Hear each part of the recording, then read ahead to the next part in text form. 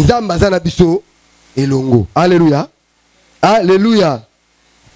Les serpents murmurent. Les bana Israël, hein, bah, au lieu de ça, Nicolo Moukousse dans le désert, bah, où me dans le désert à cause de Nini, il y a murmure. Alléluia. Ceux qui ont murmuré dans les mauvais sens, Nzambe a retourné au Congo. Mais quand ils murmurent dans les bons sens, Nzambe a retourné à secours. Alléluia. Na mon aska mon côté, oh, bana Israël, na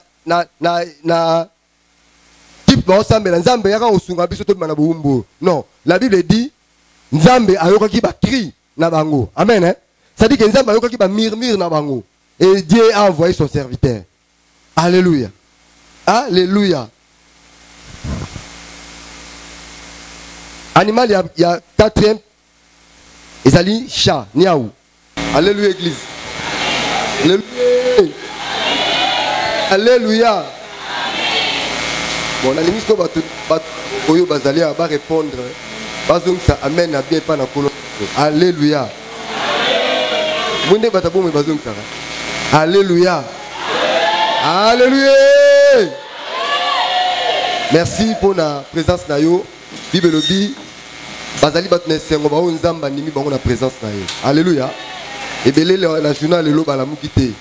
Et belé balamu kwa ki me ba komi na mi journée té. Alléluia.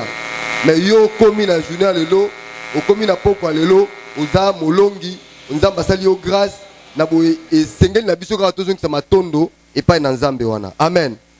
Plaisir na nga makasi ezali komona ndenge nzamba zo accompagner biso, ndenge nzambe abandaki na biso milulu oyo na prière azoko assister biso, azo rassurer biso kaza na biso elongo nde esengo na nga ya makasi yangwana. Alléluia.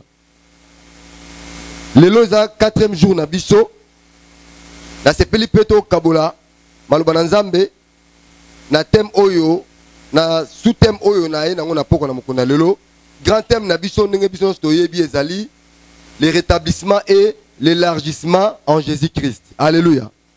Alléluia. Moto azalaki banda dimanche, lundi pe lobi mardi vraiment a lundi ndenge nini nzambe azotambusa biso. Et nazo sepela lisusu po vraiment nzambe a solo lina motei moko na moko sans que tout se concerter mais tozaka en esprit moko. Alléluia. Alléluia. Et na kat na prière ningo tozo sambela bana to bana kiango nzambe azolo bela biso pe kaka même likambu pe batei moko na moko batei yango. Alléluia. Sous-thème na biso ya poko na moko na lelo ezali Dieu nous fait revivre et nous rétablit. Dieu nous fait revivre et nous rétablit. Nzambe azaliko bikisa biso lisusu azo sala ete to bika lisusu pe azaliko rétablir biso. De sous-thème na biso ya poko na mokona lelo. Totangi na Psaume 80 19 à 20. Psaume 80 c'est to côté le matotanga. Psaume 80, 19 à 20.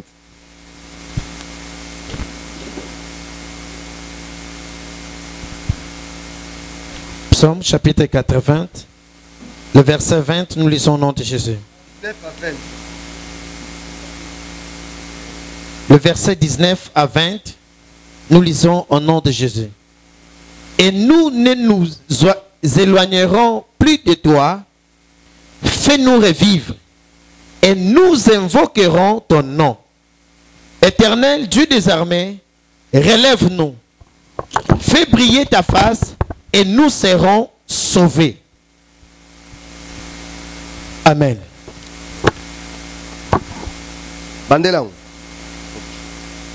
Et nous ne nous éloignerons plus de toi. Fais-nous revivre. Et nous invoquerons ton nom. Éternel Dieu des armées, relève-nous, fais briller ta face et nous serons sauvés. Alléluia. Amen.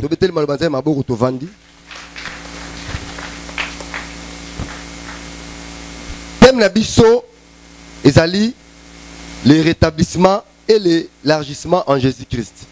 Ezali thème auto partager pour ce mobimba. Ezali a solo message ya année mobim année na biso o ba passer ba pesa ki biso que année 2019 ezali année ya rétablissement. Alléluia. Alléluia. Na esika totangi ezali ya solo psaume ya Asaf. Na boye ezali mungongo oyo ezouta na motema oyo mutu azali kobelela Nzambe, mutu azali kobondela Nzambe, azali kosenga na Nzambe ete Nzamba yoka kolela na ye, azali kosenga na Nzambe ete Nzambe ya solo asembola lisusu misu na ye, likolo ya libota na ye, likolo ya peuple na ye. Nzambe asala ete ba revivre encore, Nzambe a rétablir bango. Azo s'adresser na Nzambe na maloba o abi Seigneur, aie pitié, prête l'oreille. Toi berger d'Israël. Oh, ils ont la version mususu, mais même parole. Abi, réveille ta force. Mets-toi en marche pour notre salut. Fais briller ta face sur nous. Fais-nous revivre. Rétablis-nous. C'est une prière qui vient d'un cœur qui est attristé. C'est une prière qui vient d'un homme qui a les soucis de son peuple. Et Israël, c'est le peuple de Dieu. Nzamba zoloba ke Israël azali vino na ye. Ye moko a planté Israël na maboko na ye. Alléluia. Et tant nyonso Israël azalaki ko se compromettre, to pensa ko kende libanda na mobeko na Nzambe, Nzamba azalaki ko se retirer, to pensa ko livrer Israël na banguna na bango. Alléluia. Alléluia. Chikoyo awa Salemisa azali ko lelepa ya Nzambe parce que Israël a sumukaki. Parce que Israël a pengwa ki liboso na Nzambe. Et Nzamba livraki Israël. Et te banguna na ye bazwa le desi likolo ya Israël. Donc mona soko tangi histoire mobimba ya Psaume 80 na mobimba mona bazoloba musala Nzamba bazo sambela zoloba bi mais comment est-ce que banguna na biso bazo buka même bazo zwa même bankona na biso biso tozo lona nesika biso to récolter bangonde bazo récolter. Alléluia. Abi Seigneur aie pitié de nous. Yokela biso mawa azo rappeler Nzambe par combien de fois on Nzambe ayaka ko secourir bango. Abi ozalaka Nzambe yaki ko secourir biso. Obimisa biso d'Égypte. Alléluia. Armée Égypte kweya ezinda na mai. Même ba nation ozali aux alentours ba yoka ya solo lolenge ni osalaka na biso. Lolenge ni obimisa ka biso. Yokela biso mao. Ya solo tokendaki libanda ya mokano na yo. Mais ça l'a été to revivre encore. Ça l'a été à solo to za rétabli.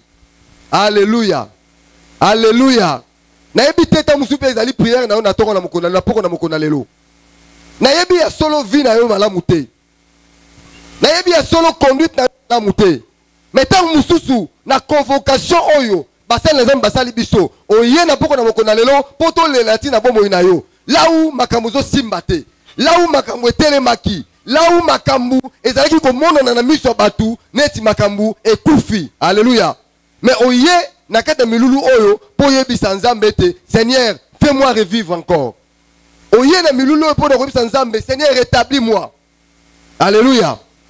Alléluia. Oye ko yebisa Nzambe ke Nzamba rétablir yo. Oye ko yebisa Nzambe ke Nzamba salela yo. Bien aimé. Asaf te azo sambela na libondeli oyo akaraki mongongo na ete. Ayebisaki Nzambe Nzambe souviens-toi que na bambule leki na mikole leki yondo bundela ka biso. Bien aimé, parfois pe na prière ya poko na lelo. Tangu suso sambela ko bisaki Nzambe. Mikole leki na kutana na bitumba moko songolo. Mo bundela ki ngai olongisa ngai. Cette fois-ci na zongisu na sala makolo na yo. O bundela ngai. Tala makamezo telema. Tala makamezo marchete. Nzambe sala ete na la rétabli. Alléluia. Alléluia. Et na poko na mokolo na ngine sa mutu moko zakat na wesika et que lorsque basala Nzambe ba yebisi biso l'église était cette année est une année de rétablissement. En d'autres termes, balingi ba yebisa biso ete Nzambe na kat na volonté na ye abongisi ete bomo na biso misala na biso c'est la rétabli. Alléluia. C'est-à-dire, le rétablissement dont on parle, c'est la volonté de Dieu. Alléluia. Alléluia. Oui, Dieu nous veut cet rétablissement. Nzamba lingi a tous vu revivre encore. Bisika makame kufaki, nzamba sekwisa. Bisika makame telemaki, makame kendazu liboso. Ça c'est la volonté de Dieu. Quand nzamba zo reconnaître que Israël ezali vinu na ye, ezali bilanga na ye, bien aimé. Soki Israël ezali bilanga ya nzambe na ndenge ya nzoto, biso ba chrétiens rachetés par le sang de Jésus, nous sommes aussi les champs de Dieu spirituellement. Alléluia. Donc cet rétablissement nous concerne aussi. Là où les choses ne marchent pas, et que Nzambe a mon biso. Alléluia. Et que Nzambe a rétabli ma vie na biso. Mais il y a qu'une chose. Oh Seigneur, tu vas comprendre. Lorsque psalmiste semble le pays Nzambe, il n'a pas oublié que le peuple de Dieu ici avait péché. Alléluia. Et lorsqu'ils ont péché, c'est alors que Nzambe a salité, banguna na bango ba bako, todo sala Nzambe, todo servir Nzambe, mais maramoso simbate. Il y a une main noire, du kolo ba vi na biso. Il y a une main noire, du kolo ba misala na biso. Bien aimé, mais ozo continuer ko sambe là. Ozo continuer ko lele pa Nzambe. Mais n'a pas qu'on a lelo. Je suis venu comme un ange de Dieu. Pour na koye bisayo, c'est bien de prier. C'est bien de plaider pour ta cause et pas une Nzambe. Mais n'a pas qu'on a le Seigneur l'hôtel et motala. Peut-être que quelque part, au soumouka qui est Nzambe. Alléluia. Alléluia. Peut-être quelque part, et baka moko sali, et l'autre moko salaki, et érigé mir moko liboso na yo, et zo sala qui a empêché Nzambe, aïe bako sembola loboko likola bomo na yo. Alléluia. Et zo empêché te loboko na Nzambe et de rétablir vie na yo. Ils ont empêché que le bon Nzambe y a solo et ça a été revivre encore. Bien que c'est la volonté de Dieu. Bobo ça n'a été que Nzambe n'a besoin d'aller Nzambe par principe. Bah seul Nzambe au bas précédent qui n'aille, bah expliquer qui biso bien. Le premier prédicateur, il nous a expliqué sans qu'il te le mette un rétablissement la carte de mon abisso, il faut d'abord tout zongue l'Nzambe. Alléluia. Alléluia. Le bas mène bien go. Il y a bien. Il y a bien ma case. Il y a ma bundi. Amen. Anzoto minene. Alléluia.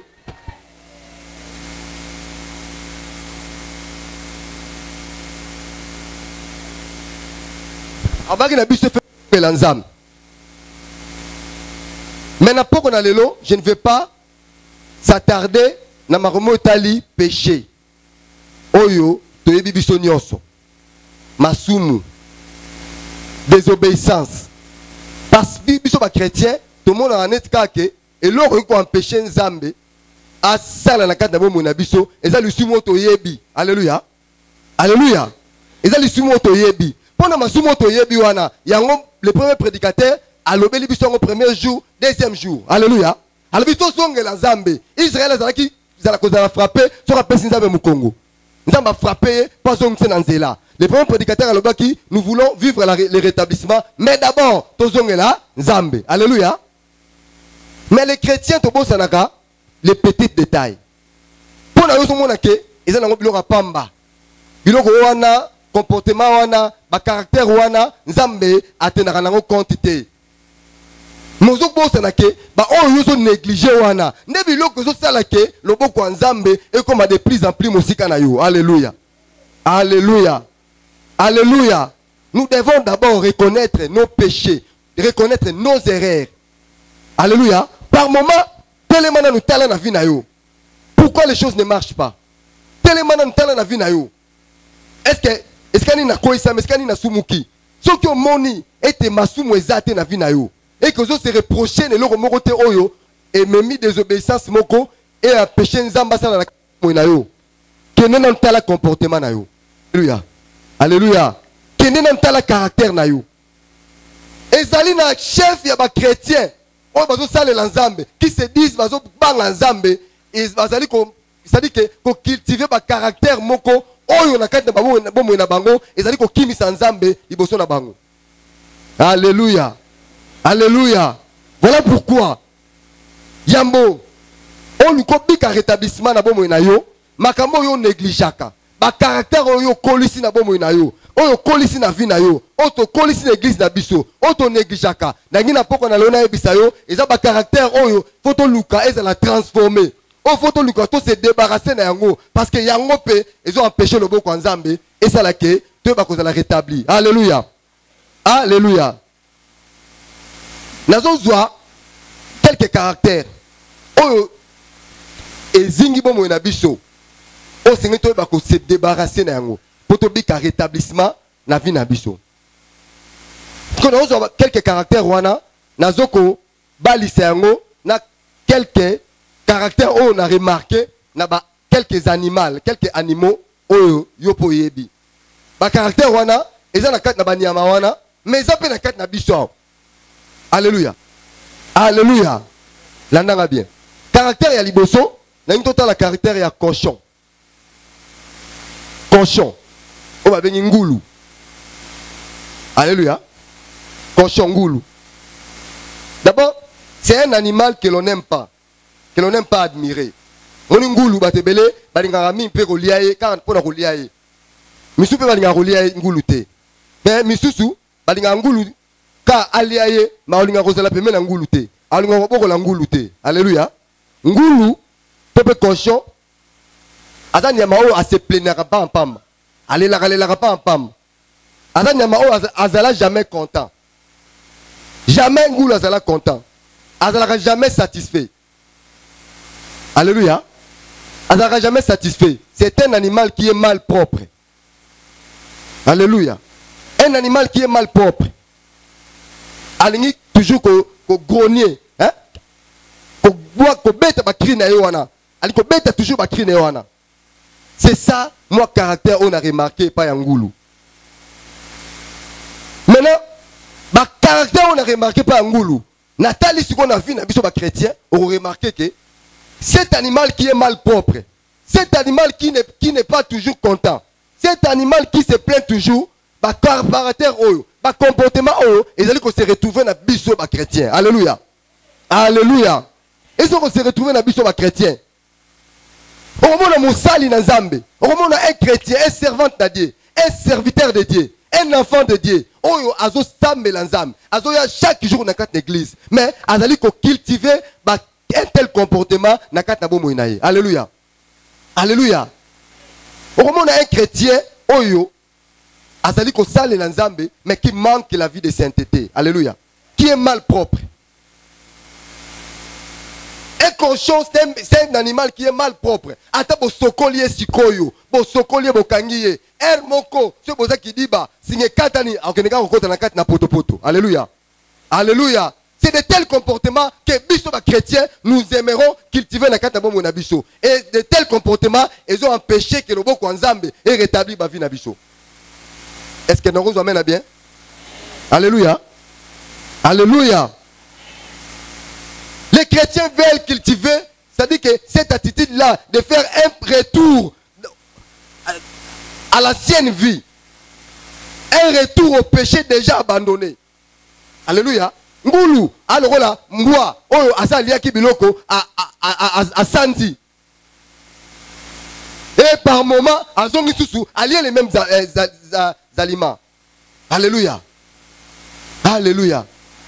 Alléluia.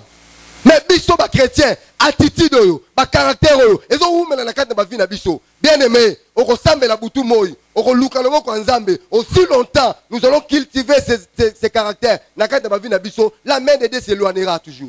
Parce que la vie oyo zo présentée par nzambe, na lo baramètre foi, la prière oyo tozo sale par nzambe. Avant que nzambe a agréé prière na yo, il doit d'abord agréer les sacrificateurs lui-même. Parce que la prière, c'est le sacrifice que tu donnes à Dieu. Mais toi-même, tu es le sacrificateur. Dieu d'abord va regarder les sacrificateurs. Quelle est la position du sacrificateur? Alléluia. Passez à terre, l'offrande doit égaler les sacrifices. Et dans les sacrificateurs, voilà, on ne dissocie pas les sacrificateurs et les sacrifices. Alléluia. Alléluia. Chiko yo sambe la nzambe kozala te mondimi oyo ya changa changa.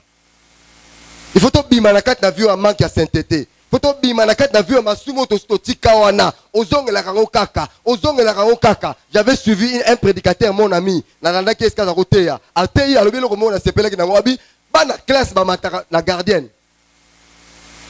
Et que le comment maternelle, maternelle, maternelle, primaire, primaire, secondaire. Abisko yo sali 10 ans, on sali 15 ans dans quatre églises, bien aimé. On sera na gardienne pour anime. Parce que tant au matin étape, masumo so tiko tiki yango. Parce que tant on zonga, donc yo lingino ka gardienne. Tant on zonga la on matate, on zo melaka na classe assez. OK, et c'est que ton mata. Alléluia. Tant on mutaso lingo matate, c'est que mutaso ko lika ko aspirer na les choses d'en haut. Alléluia. Alléluia. Nous devons aspirer aux choses d'en haut. Comment on a moutonné wana, on a le comportement le rôle cochon, le rôle ngoulou. Azali nakata musala nzambe, dans l'œuvre de Dieu, il est toujours plaintif. Alléluia. C'est l'un des caractères au monde à vie à moutou. Quand quelqu'un se plaint toujours dans l'œuvre de Dieu, t'allez malam. T'allez sur la spiritualité au monde que c'est un cochon. Alléluia. Tobi manakata batitido. Quand quelqu'un n'est pas toujours content, nakata musala nzambe, faut aller malam. Il a besoin de délivrance. Na musala nzambe, ezali musala oyo toyoka pona biso to zo gloire te. Eka po biso to se pela garate, mais toyoka po nzamba zo gloire. Alléluia. C'est-à-dire qu'il y a des choses oyo koko salama yo za contenté, mais nzamba content. Alléluia. Il y a des choses koko salama et c'est pas yote, mais c'est pas si batu mususu et Dieu est d'accord. Yango pasteur le barelo moko abi, soki tu bapesi vision. Tu n'es pas d'accord avec cette vision-là, kobundi sa vision na te. Alléluia. Kobundi sa vision na te. Si kabato ba d'accord na vision na basani, ba accompagner vision. C'est ça. Si mutozo bundi sa vision parce qu'il n'est pas content, c'est cochon. Alléluia. Alléluia. Deuxième caractère. N'habitez na 4 sur la 6 na ta ezate na rolo barata mi ba leto mi sat.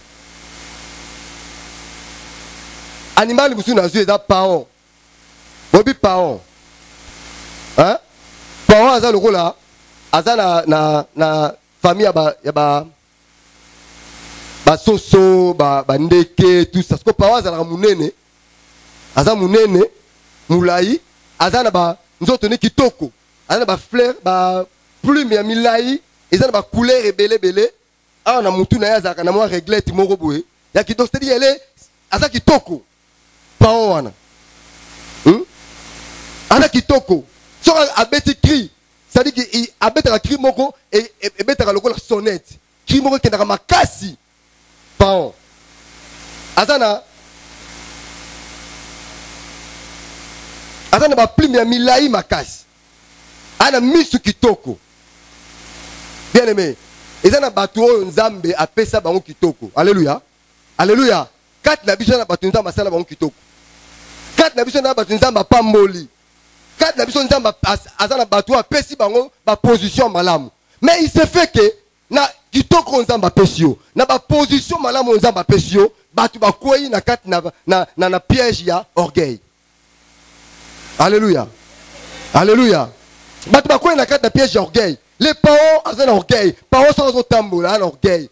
Otala mikolo ba documentaire sur total romona parents. Ba la classe morebi sont parents. Aso tambola, atambola ndenge mona ba libata te. Libata tambola changa te. So kudu te. So tambola mbangu. Parents tambola malembe. Et puis asa kitoko, ba plumage na eza milai, misune kitoko, beauté. Et ali symbole ya orgueil. Symbole ya esprit ya supériorité. Parce que nzamba pesio kitoko, oningo mona ba misusu ke yondo leki bango yoza pamba. Bango ba pamba yondo leki bango. Alléluia. Parce que l'orgueil wana et Matthieu na motema. Pour yo tangi ba classe yoza licencié. Pour yoza pasteur, to yoza ancien. On moni que ba frère mususu ba pamba. Yondo leki bango. Et cet esprit là ya supériorité, comment on a que yondo za likolo ba tunyoso. Omi lobi ke ngana na sel masumute. Na ako biso ka ekobonde pene lisumu. Or la Bible dit tous ont péché, sont privés de la gloire de Dieu. Alléluia. Nous branchons tous de plusieurs manières. Et de plusieurs manières, et pas en Zambé, il n'y a pas un grand péché, il n'y a pas de petit péché. Alléluia. Alléluia. Et tout péché est péché et c'est la transgression de la loi. Alléluia. Alléluia. Mais quand tu tombes dans le piège là de l'orgueil, de voir que les autres sont en bas, c'est toi qui es au-dessus. Bien aimé, c'est une porte ouverte qui empêche pas Yanzambe que asale la yomakam. Okobana kosambe là, oko gêner. Alléluia. Oko gêner. Oko banga nzambe, oko kime kobo, mais rétablissement kozala te. Oko luka tata mwasi ndoki te. Ndoki ye moko parce que mbongo za na ngwana memeli orgueil. Alléluia. Alléluia. Parce que to konzamba pesio et memeli orgueil. C'est que to bima na kata biloko yo. Poto bika ya solo lobo konzambe na ma vie na biso. Est-ce que na rozo amena bien? Hein? Hein? Alléluia.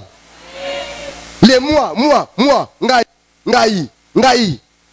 Ce qui frère wana azaki na problème mo besongolo ça azul guérison et ça pour ngai na côté ma bonde na e et ça grâce na ngai et ça ngane na sala ki boye et ça ngane na sala ki boye j'ai fait ceci omoni dans l'église na biso wana ne ba minde pelana c'est moi j'avais donné bien aimé bien j'avais donné to ki na biso yo kaki opesaki bien mais pas nzambe li futi ezate poso zu li futi obiso to moni. Biso na to peso li futi to moni. Alléluia. Mais pas nzambe li futi ate.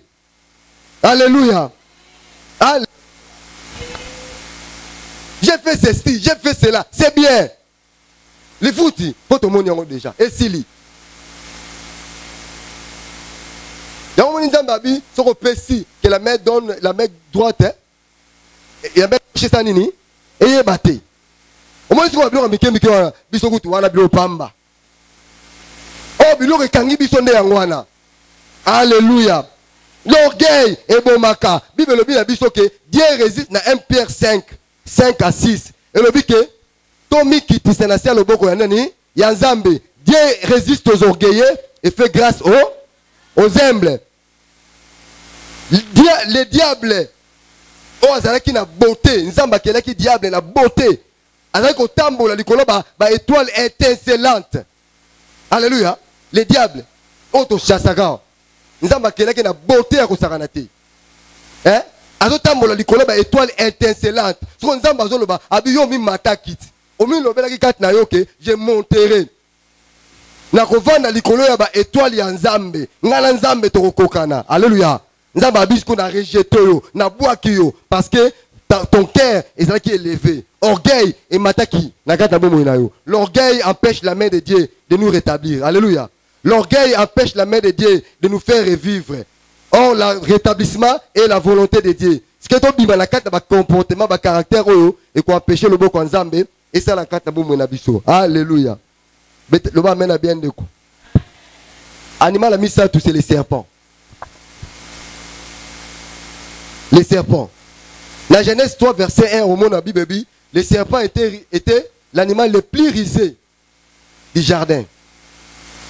Azo défié Nzam. Assez où la terre qui ont. Nzam a Bible Bolia, Mbouma, oh, Mioso, ya jardin, Bolia. Mais on est na katikati. Bosanini, Boliate. Mouko Bolia, Bosanini, Bokufa. Ça, c'est la parole de Dieu. La parole de Dieu est irrévocable. C'est cette parole qui a été au commencement de toutes choses. C'est cette parole-là qui a créé toutes choses. La parole créatrice. Mais voilà que cet animal-là, qui était le plus risé, ailleurs qu'on défiait parole Nzambe. Lui c'est qui? Alléluia. Lui c'est qui? Paul Malabino que ce bolé bokufa. Boliat bokufate. Bolia bokufate au contraire. Mis na bino sanini. Bo fungwama. Mis yo fungwama bokoma lokola Nzambe. Alléluia. Po yemoko déjà na lola kuna abaki ke ngai fona koma lokola Nzambe. Na mata likolo étoile na ye Nzamba suta kiye sikoyo aye na lukuta na ye po yebisa bato Nzamba keli bato Nzamba zo linga koleka ye. Alléluia. Po ba kroya na ye longo abi akosa bino. Bien aimé, ce comportement aussi les enfants de Dieu cultivent cela. Les serpents, c'est un demi-menteur. Un demi-menteur. Mais au moment où on a quatre na biso bana na Nzambe pour nzaneti lukuta ezarasu lisumute. On veut semble les changer. Qu'on semble la kalana à sikoyo. On est marre me changer. Il y a kalapela li sumu, il y a li sumu. Oh, lelo lisumu ba sokola ngona clean. Alléluia. Alléluia. Tala, ngana biso to yena 96 église. Biso to bana kitambo. Bana kitambo. Oyo ya biu mate. Bana kitambo ya tongo. Alléluia. Toki ba mike meto yebi na biso pe de makambu. Alléluia. Alléluia. Si vous avez une église, vous avez une église. Abio, éco-beauté. Cigarette, nisus. Masangate, vous avez une sonate. So, ma masse, vous avez une église. Ah, nous avons une église. Si on a ce que vous avez bien pour, bien que ça, masangana melarate. Cigarette, na simbarate. Déjà, n'a moi bien. Mais les autres là, ils se retrouvent dans ma ramboire. Alléluia. Rien. Alléluia. Laquelle frère Babinga frère talaboui. Pasteur bani tous. Alors c'est voilà 6 passions. 6 passions, moutaye sika 6 passions. Alléluia. Alléluia. Parce que les soumou zanini, les soumou. On se comprend non? Et ça dit que le lot to kembi, et ça dit que to koli. Donc, na robeta li bakute po ba pamelingai. Na robeta li bakute po, na robeta li bakute, na repengwa te, na rokim église te. Na rokim te. Na repengwa te. Kutu bato ba rokim église, biso tozali wana po na hôtel misabango. Toza ba soldat ya kolo na carte d'église. Alléluia. Alléluia. Mais le lot, toujours décorer les soumou. Té. Songi na carte d'église. Songi même na carte de retraite. Songi même na carte na hôtel à boy. Otonganga langa nini.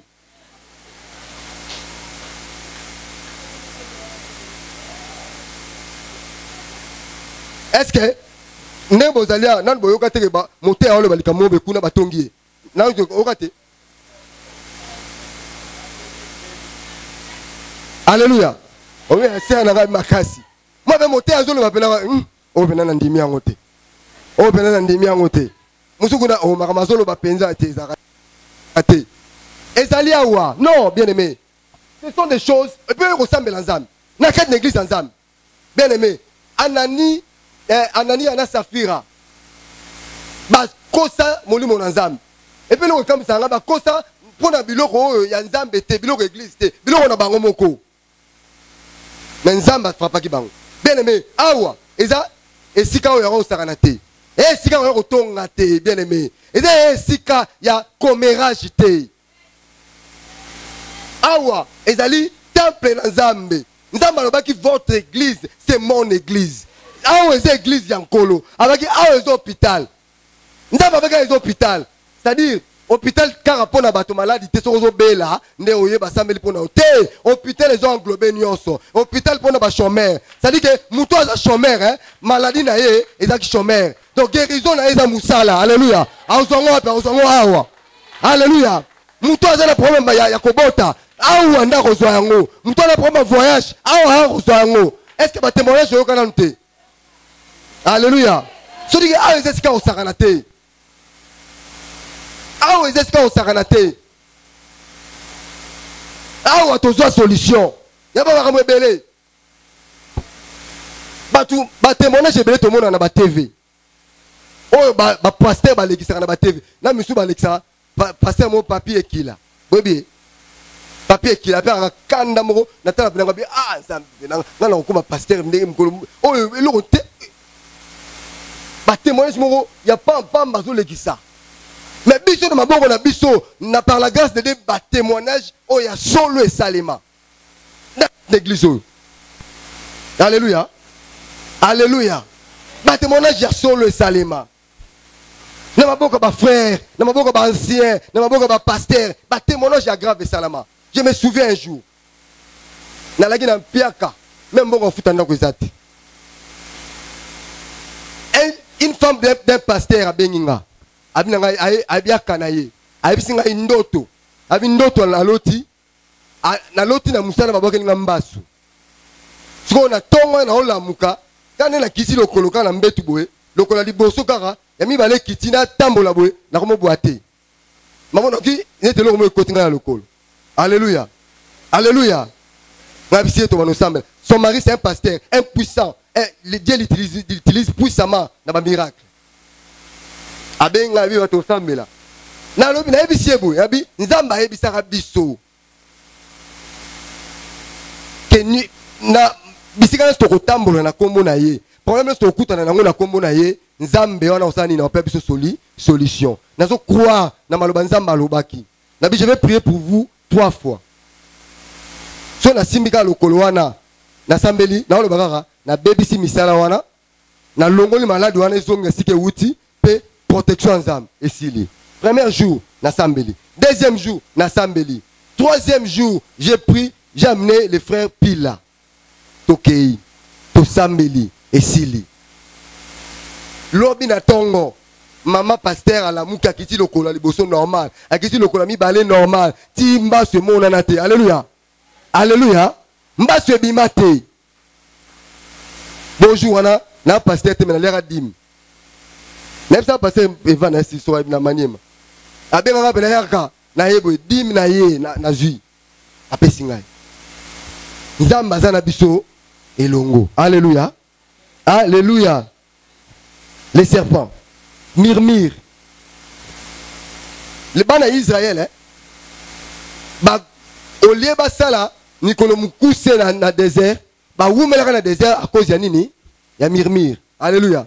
Ceux qui ont murmuré dans les mauvais sens Nzambe a retourné mu Congo.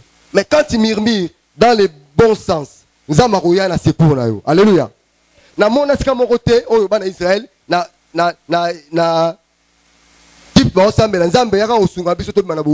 non, la Bible dit Nzambe ayoka ki ba cri na bango. Amen. Hein? Ça dit que Nzambe ayoka ki ba murmure na bango.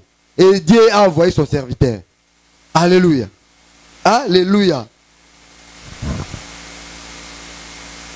Animal, il y a 4e. Ezali chat, niaou. Niaou, azali nyama oyo, to animal oyo. Azara toujours à la recherche ya ba caresse. Hein? Nya walinga toujours ba caresser. Toujours ba caresser. Ara toujours ovana makola batu. Ara toujours mutufa simbaye, mutufa caresser, mutufa simbaye. Il y a des chrétiens comme ça. Il y a des chrétiens comme ça qui cherchent que nzamba sa la makam. Mais balinga toujours ba consoler bango. So abela ki ba otala. Ce bagage a été na bolingo zate. Alléluia. Baba ebele ozomona na awa batu bazate parce que il y a des chrétiens qui ont des caractères comme des chats. Alléluia. Ils veulent toujours que ba caresser bango. Balingara toujours que ba caresser bango. Ceux qui abele kata malaria faut ba otala e. Ceux qui a koufele kata na kingatoko faut boya kaka. Alléluia. Faut payer avec cotisation. Alléluia. C'est-à-dire qu'il faut assister. Il faut assister à l'église. Non. Non. On va collater. Il y a un peu de collater. Alléluia. Ce sont des caractères qui empêchent la main de Dieu. Et ça, la carte d'abord, il y a un bichot. Si on va va toujours caresser bango. On va basali nzambe. Pour nous battre là, pas à moi, basali nzambe va caresser bango. Basali va caresser bango. Mais maintenant, il faut faire attention parce que Azali niaou, parce que Azali chat. Chat, si on veut caresser, il faut caresser Kaéboué. S'il vous plaît. Il faut caresser Kaéboué. Vous voyez? On met dans ça là. N'a pas poil. Ceux qui ont sali le contraire. Moi, non, ça, aux zongi boé. Avant, ça n'a que yo pasteur na ye. Avant, ça n'a que yo mokolo na ye. Yo moutabaro caresser ye. Aro, nenga ro yo. Parce que niaou, alingaba karesakaye karaboye. Ce qu'on a un sens contraire, attaque yo. Alléluia. Il y a des chrétiens comme ça qui oublient facilement. Bon là, mon sacrifice, il y a basal ensemble. Ba sacrifice, c'est frères et sœurs. On va saler la bango. Mais lorsque ba koutane makambo oyo, ils allaient contraire dans on va là. Alléluia. Bamoni bino ba diable. Alléluia. Combien de serviteurs, combien de bana na nzambe awa ba traiter ba pasteur na bango batu bakabolaka. Alléluia. Alléluia. On va passer wana bana nguya te. On va passer wana bakipara maramu na biso te parce que obela ki pasteur ayaki te. Alléluia. Parce que aujourd'hui problème pasteur qui assister au te. On va ko ba pasteur eska mususu. Alléluia. Alléluia. Non, sont des comportements, sont des caractères à délaisser. Et que c'est n'a pas quoi les lots. Nenge, psalémiste, avec ko sambela, azo bele la nzambe, nzambe, oya ko délivrer biso, oya ko sala et to revivre encore. Biso yambo, c'est que ko reconnaître ba erreur na biso, sur le point ya ba caractère na biso, to senga na nzamba limbisa biso et que a transformer ba caractère na biso, pe na sima nango, to sa nzambe, c'est-à-dire viens maintenant nous faire revivre. Alléluia. C'est-à-dire viens maintenant nous rétablir. Alléluia. Alléluia.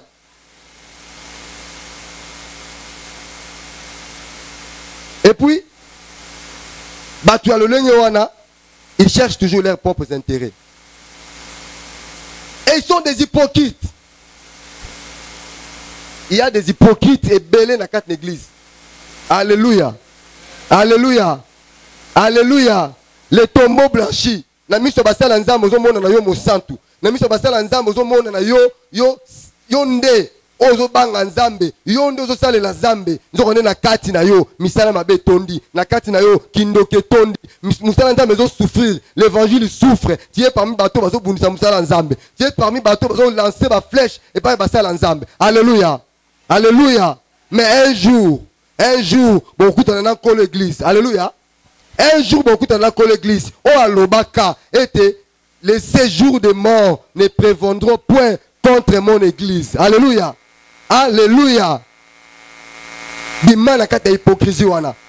Ce que bombi kindoki si ma hypocrisie bien aimé. Nazali ko bonde la yo. Lokola mosali ya nzambe na pona mokona lelo.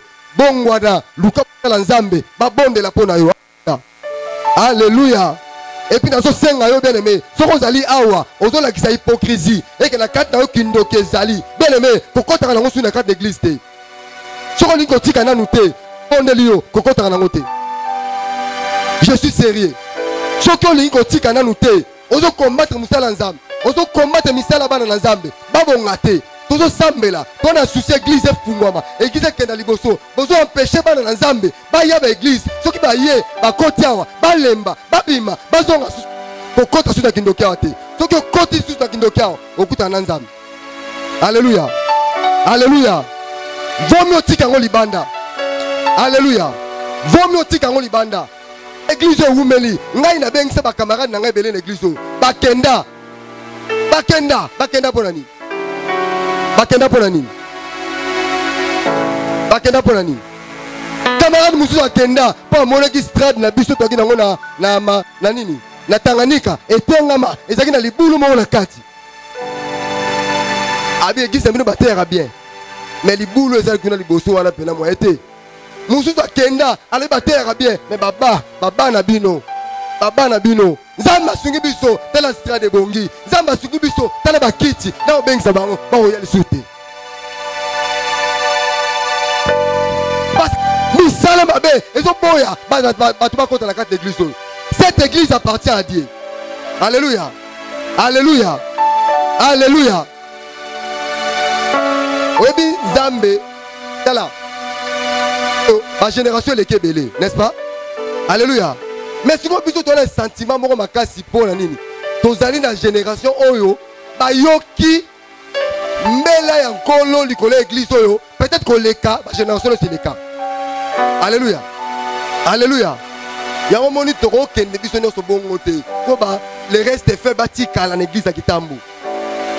Alléluia. Alléluia. Eh. Bangwana nde bako l'église.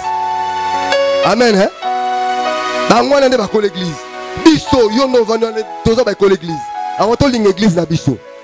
Alléluia. Animal ya suka. Photo samela. Totangi na Jean 1 33 à 36.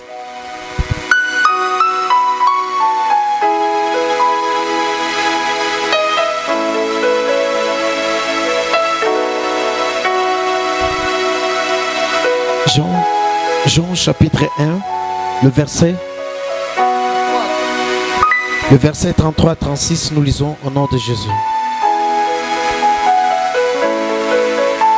Je ne le connaissais pas, mais celui qui m'a envoyé, baptisé d'eau, celui-là m'a dit, celui sur qui tu verras l'Esprit descendre et s'arrêter, c'est celui qui baptise du Saint-Esprit.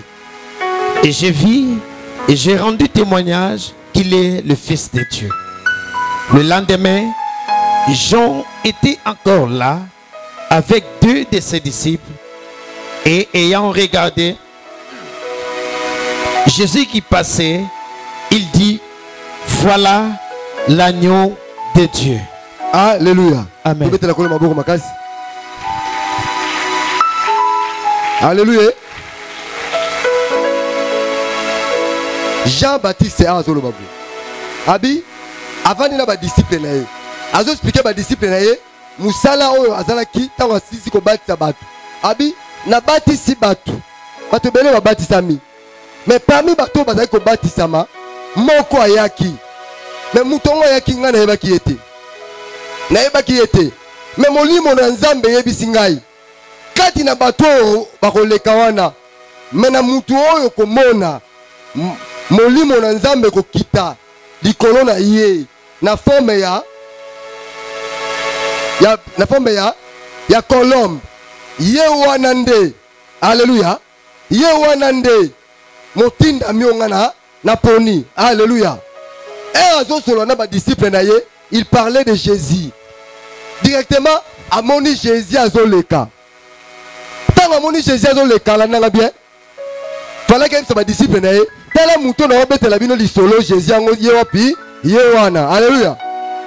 Parce que amona ki etango ayaki na kati na Jourdain akotaki na mai abina yeba ki ete batbaleke bele mais molimo na Nzambe yebi singai oyo okomona molimo na Nzambe kiti na forme ya pigeon likolo na ye wana mais tango aye na moni molimo na Nzambe kiti na confirmer que yende mobikisi na confirmer yende moponami na Nzambe kiko zo beta lisolo ba disciple na ye directement Jésus asanini aoleka ngana kanisa ki Jean akoyebisa bango tala mutu na obeta bino lisolo oyo pigeon akitaki na forme molimo akitaki na forme pigeon ye wana Jésus.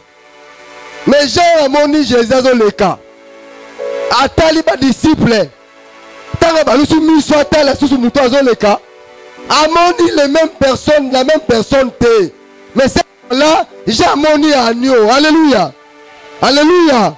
J'ai amoni agneau. On dit, voici l'agneau de Dieu. Alléluia. Voici l'agneau de Dieu. Bien aimé, l'agneau de Dieu, c'est la personne de Christ. Alléluia. L'agneau de Dieu, c'est lui qui est venu ôter le péché du monde. L'agneau de Dieu, c'est lui qui nous fait descendre le ciel. L'agneau de Dieu, c'est lui la solution de Dieu pour l'humanité. Alléluia. Alléluia. Alléluia. C'est-à-dire que les chrétiens que nous sommes, nous devons nous caractériser na katina agneau ya Nzambe. Ba comportement, ba attitude, ba sentiment. Oyo sengeli caractériser biso ezala ba sentiment ya agneau. Les autres dans la prière et que Nzambe a transformé ma caractère nyonso to lobi awa et que to kota to adopter nangolu Nzambe ba caractère ya agneau. Alléluia. Lorsque ozo sambela ozo belela Nzambe aya ko rétablir yo, le Seigneur voit, il y regarde, est-ce que il m'appelle moi qui suis l'agneau, est-ce que mes caractères ils sont encore en lui. Alléluia. Alléluia. Lorsqu'il regarde, il voit que ses caractères, ses sentiments, c'est alors qu'il vient pour te rétablir. Maintenant, quels sont ces caractères-là? Alléluia. Alléluia. Quels sont ces caractères-là? L'agneau de Dieu, ma caractère naïe, et ils allaient qu'on se résumé par les fruits de l'esprit. Alléluia. Alléluia. Ma caractère est agneau de Dieu et elle que c'est résumé par les fruits de Dieu. La Bible, dans Galates 5, 22, et le Bible, c'est fruit de l'esprit. L'amour, la patience, la douceur, la bénignité, et le belé. Voilà les caractères. Oh, le Seigneur est impacté vina biso. Oh, tant que pagano, mon église, mais tant que retrouver patience, retrouver amour, retrouver bénignité, retrouver douceur, réellement tu es chrétien. Alléluia. Alléluia. Car la Bible dit, ayez les sentiments qui étaient en Jésus-Christ. Alléluia. Jésus-Christ vient exprimer bonté, il a exprimer amour, il a exprimer, il y a solo compassion. Les lots compassion, la mitère va chrétien, si là. Alléluia. Notre maman aussi là. Aussi là. Et, na quatre naba caractère au nios. Na quatre naba fruit de l'esprit au nios. Les plus grands, c'est l'amour. Alléluia. Alléluia. Parce que l'amour, en elle-même, ils allaient engendrer toutes les autres fruits. Alléluia. Voilà pourquoi nous devons prier par ensemble. Et que nous allons transformer notre caractère dans Bisso. Pour que un rétablissement, pour revivre encore, nous allons caractère à changer, à transformer notre caractère dans Bisso. Et qui est l'amour, le vrai amour, dans la Bisso. Le long de l'église, c'est là. On a bien aimé, on a prié. On a prié. On a prié. Mais on a témoignage à Mouninga. Kenzam a pambolié. Au Siliki. Pour la ligne de Bango. Bon, Nzamba, on peut se souvenir de société. Karabango, moi, dans cette église, j'ai entendu ça même 3 fois. Nzamba tika na bango peut se faire dans biso. Manque d'amour. Alléluia. Alléluia. Kabango va témoigner. Bon, bien aimé. Yona iwa bilongi moko. Yona iwa bilongi moko. Bobo tamashu moko. Ataku Naomi na Saint-Tiche. Ba maman moko tata moko. Mais ba bilongi kokana te. Ate kokana ndambu. Ba solo na kokana te. Alléluia. Alléluia. Bien aimé, lorsque ozoyina lipamboli onzambe apese pa muninga yebake ozali ko éloigner lipamboli na yo. Mais lorsqu'il y a l'amour dans la mitema na biso, lorsque la personne qui est à ta gauche a pas mon ami, yo remis le belake, nzamba zo le kumu po yanga pe kalate osanini ezoya. Alléluia. Alléluia.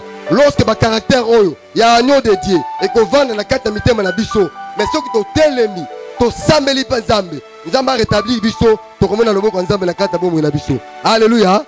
Dieu bénisse sa parole. Nzamba za na biso elongo. Alléluia. Alléluia. Les serpents murmurent. Les bana Israël, au lieu de ça, Nicolo Moukousse dans le désert, où est le désert à cause de Nini? Il y a murmure. Alléluia. Ceux qui ont murmuré dans les mauvais sens, Nzambe a retourné au Congo. Mais quand ils murmurent dans les bons sens, Nzambe a retourné à secours. Alléluia. Na mona sika mokote oyo bana Israël na type ba osambela Nzambe yaka osunga biso to bana buumbu. Non, la Bible dit Nzambe ayokaki ba cri na bango. Amen hein. Ça dit que Nzambe ayokaki ba murmure na bango et Dieu a envoyé son serviteur. Alléluia. Alléluia. Animal il y a 4e ezali chat niaou.